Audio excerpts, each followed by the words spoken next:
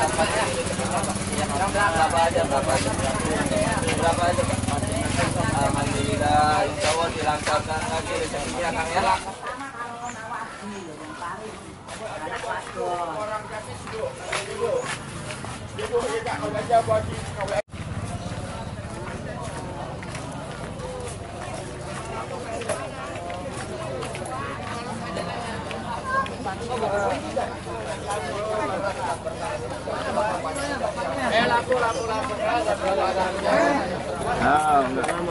Dek, udah bebas ini.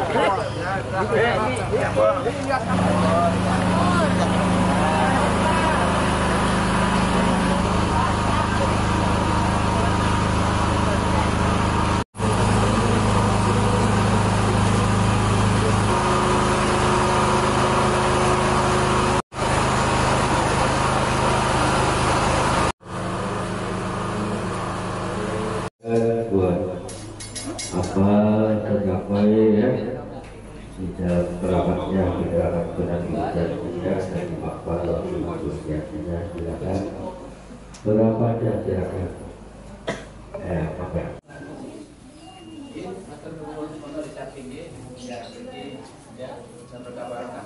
Seikhlasnya mohon nggih monggo. Lancar usahane diproses alhamdulillah.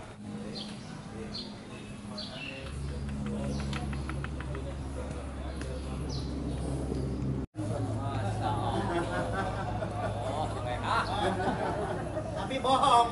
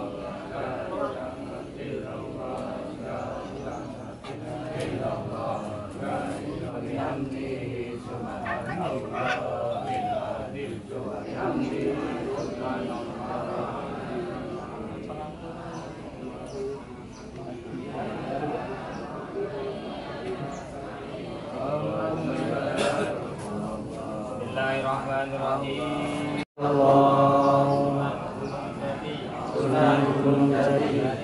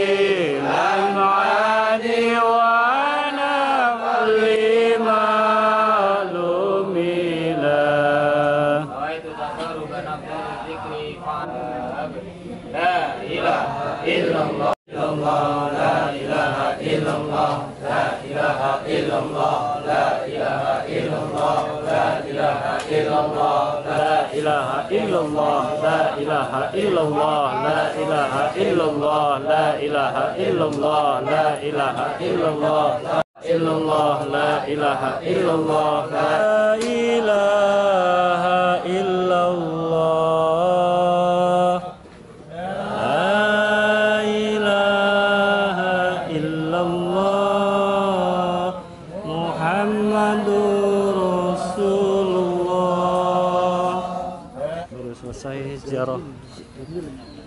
Inilah perjalanan rute jalannya. Kalau pulangnya turun.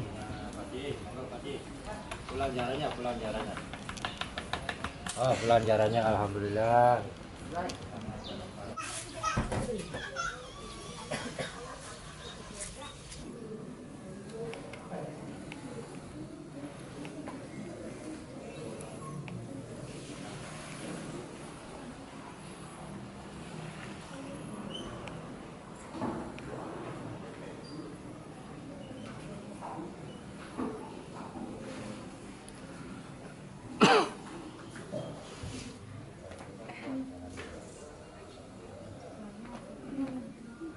Ini merupakan salah satu masjid pertama kali yang dibangun oleh Sunan Gunung Jati.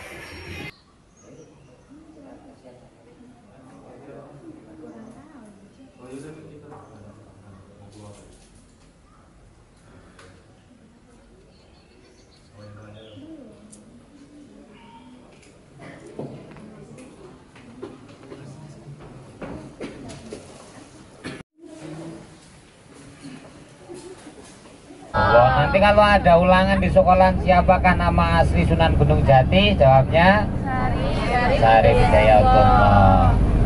Akan saya terangkan sedikit tentang kisah Syarif Hidayatullah atau Sunan Gunung Jati.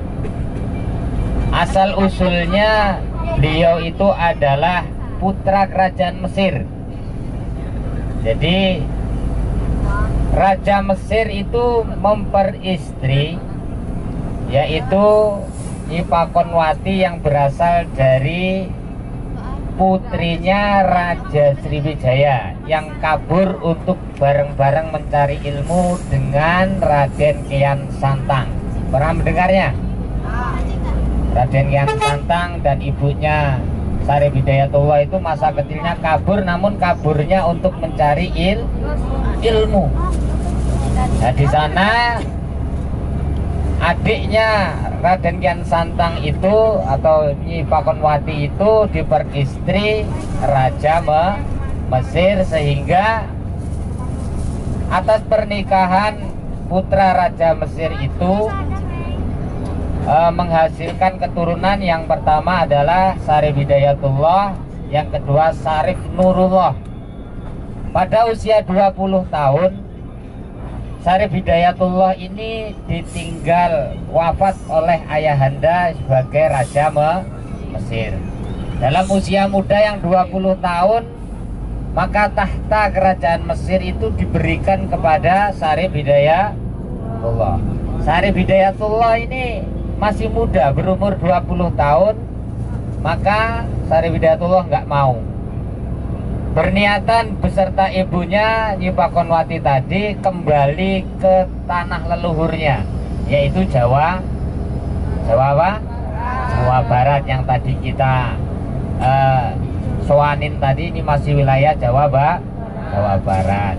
Terus kedudukan itu diserahkan kepada adiknya yang bernama Syarif Nurullah. Sunan Gunung Jati atau Syarif Hidayatullah ketika di Mesir ini sudah berguru di beberapa guru-guru yang mufti, yang ahli Quran, ahli hadis, ahli tasawuf. Maka ketika kembali ke tanah leluhurnya, Sunan Gunung Jati ini bekal ilmunya sudah mumpuni, sudah hebat.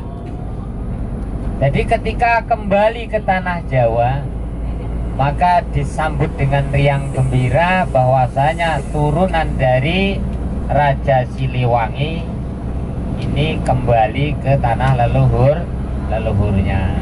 Namun berbeda ajaran. Kalau Raja Siliwangi ini belum Islam, masih mengikuti ajaran kepercayaan Raja Siliwangi, dan itu belum tentu Hindu ataupun Buddha. Mungkin bisa jadi masih tergolong agama yang dinamakan Sunda Wiwitan. Maka dari itu Sunan Gunung Jati minta izin untuk berjuang menciarkan agama Islam, terutama di wilayah Jawa Barat. Dan oleh kakeknya ini diizinkan. Jadi terus berjuang sehingga sampai ke pesisir Banten, sehingga Sunan Gunung Jati ini dinikahkan oleh putri kerajaan yang berada di Banten, sehingga membuahkan putra yang kemarin kita tidak mampir, yaitu Sultan Hasanuddin. Dalam berjuangnya Syarif Hidayatullah ini tidak sendirian, selalu didukung oleh wali-wali yang lain dan tidak meninggalkan musyawarah di dalam memperjuangkan agama Islam. Dan juga Sunan Gunung Jati ini turut andil di dalam membangun pembangunan masjid pertama kali yang berada di Nusantara. Masjid apa? Halo? Tidur apa? Dengerin. Masjid yang pertama kali di Nusantara, masjid apa namanya? Masjid Demak. Insya Allah ini nanti kita arah ke Demak. Jadi Masjid Demak itu dibangun oleh beberapa kumpulan para waliullah, termasuk nanti ada Sunan Kalijaga yang sangat unik di dalam membuat tiang masjid Demak. Namun keunikannya sekarang sudah di-casing, sudah ditutup. Karena apa ditutup? Kalau nggak ditutup bisa roboh. Setiap orang ziarah tatal itu apa bahasa Indonesia? Kulit kayu. Sisa kayu yang dibacok itu apa? Yang dirimbas itu namanya tatal ya. Itu disusun diikat sehingga membentuk seperti tiang, itu bisa menyangga menjadi atap masjid. Ketika ada orang ziarah diambil, maka dikhawatirkan lama-lama jadi roboh. Sekarang keempat tiang itu sudah dibungkus. Kembali ke kisah Syarif Hidayatullah atau Sunan Gunung Jati. Sunan Gunung Jati ini sangat ahli di dalam ilmu pengobatan, ilmu tasawufnya. Maka ketika tengah malam Sunan Gunung Jati ini nggak bisa tidur. Kalian pernah? Nggak bisa tidur? Pernah? Pasti kalau yang perempuan mikirin cowok. Yang cowok nggak bisa tidur karena habis diputusin. Ini berbeda. Waliullah ini gelisahnya ini nggak jelas. Saking kepenginnya tidur. Kalau kalian kepengin tidur, lihat HP sampai ketiduran. Kalau Sunan Gunung Jati ini tidurnya wirid di atas perahu kecil, bahasa tongkang lah ya. Ketika wirid saking khusyuknya, perahu kecil yang didudukin itu jalan dengan sendirinya sehingga sampai ke negeri Cina. Ketika terbangun, Sunan Gunung Jati ini kaget. Daerah yang dia tempati itu tidak dikenalinya. Ternyata itu adalah daratan Cina. Di situ ternyata Sunan Gunung Jati ini sudah banyak yang mengenalnya. Ketika di pesisir Cina, Sunan Gunung Jati ini mendirikan pengobatan alternatif. Di situ kondang beberapa orang yang bisa sembuh oleh Sunan Gunung Jati, sehingga terdengar oleh Kaisar Cina. Kaisar Cina mendengar bahwa ada tabib yang mandraguna, sehingga dipanggillah Sunan Gunung Jati ini untuk menghadap Kaisar Cina. Kaisar Cina ini mempunyai 2 putri. Yang satu ini sudah hamil 2 bulan karena sudah punya suami, yang satunya masih perawan. Untuk menguji kesaktian Sunan Gunung Jati, Kaisar Cina itu mengujinya dengan mana yang sudah hamil dan mana yang belum hamil. Yang masih hamil 2 bulan itu kan belum besar perutnya. Terus yang belum hamil dikasih ganjel bantal, perutnya diisi bantal. Lalu Sunan Gunung Jati dipanggil, disuruh milih di antara 2 perempuan ini mana yang sudah hamil. Tadi kalau yang sudah rumah tangga, belum punya keturunan, di situ tadi seharusnya mohon hajatnya. Mudah-mudahan yang belum punya keturunan nanti ketika pulang dari ziarah Wali Songo bisa mempunyai keturunan. Ternyata Sunan Gunung Jati ini yang ditunjuk yang sudah hamil malah yang perutnya diganjel bantal.